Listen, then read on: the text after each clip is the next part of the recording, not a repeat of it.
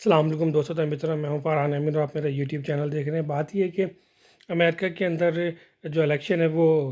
شروعات ہو چکی ہے، اور اس وقت تک جو تازہ ترین پولز کے مطابق ڈونلڈ جو ٹرمپ ہے وہ واضح برتری کے ساتھ جیتتے ہوئے نظر آ رہے ہیں، اور یقینی طور پر جو ایگزٹ پولز کے حساب سے جو ڈونلڈ ٹرمپ ہے وہ یہ الیکشن بآسانی جیت جائیں گے، اگر اسٹیبلشمنٹ نے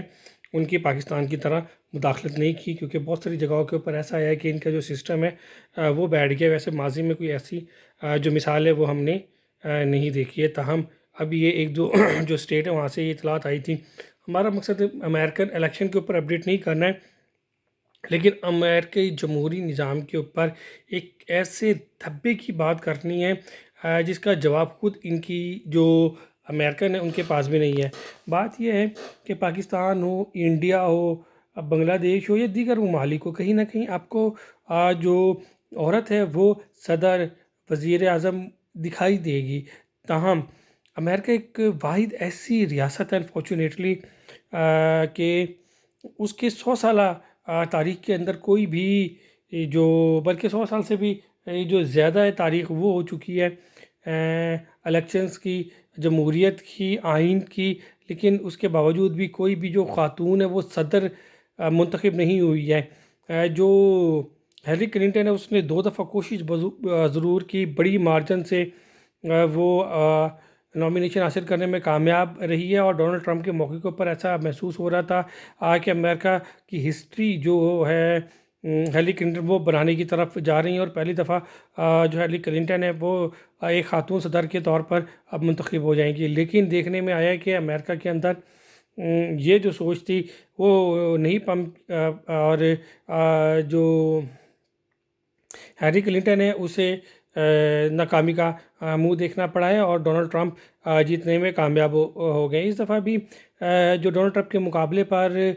جو امیدوار ہے وہ خاتون امیدوار ہے، کملا ہیرس۔ تمام تر کوششوں کے باوجود بھی جو ایسا محسوس ہوتا ہے اس دفعہ بھی جو امریکن ہے وہ ہسٹری نہیں بنائیں گے، اور اپنی جو سوچ ہے اور دنیا کو بتاتے ہیں کہ جی خواتین کے حقوق کی بات کرتا، اور حقوق کا عالم یہ ہے کہ امریکہ میں اب تک کوئی خاتون صدر منتخب نہیں ہوئی ہے، اور اب بھی دوبارہ بھی ایسا محسوس ہو رہا ہے کہ خاتون صدر نہیں ہوگی۔ تو امریکن سوچ اور امریکن سوسائٹی کس حد تک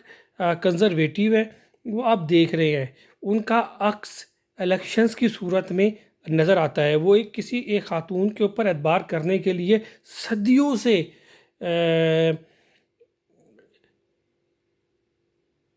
بالکل بھی جو یہ کہہ سکتے کہ اعتبار کرنے کے لیے تیار نہیں ہیں، اور نہ ہی اعتبار کر رہے ہیں۔ ایون دیگر جو بڑے بڑے عہدے ہیں جو ریاستی کنٹرول میں ہوتے ہیں وہاں پر بھی جو ہم نے دیکھنے میں آیا ہے کہ